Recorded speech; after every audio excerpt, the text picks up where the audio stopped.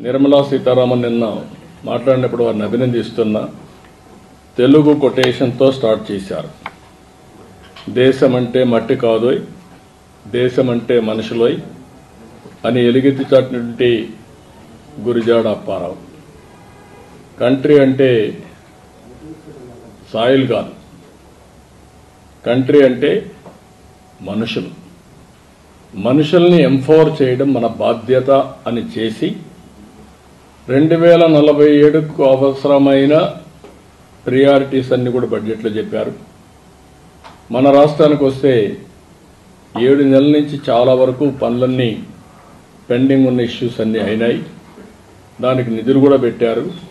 అమరావతి కావచ్చు, పోలవరం కావచ్చు, Visakhapatnam steel plant కానీ, రైల్వే జోన్ కానీ, ఇండస్ట్రియల్ పార్క్స్ కానీ, అదే మరి ఇంకా ఒక మాటలో చెప్పాలంటే వెంటిలేటర్ పైన ఉన్న రాష్ట్రానికి ఆక్సిజన్ ఇచ్చారు. ఇప్పుడు నిలదొక్కుంటున్నాం.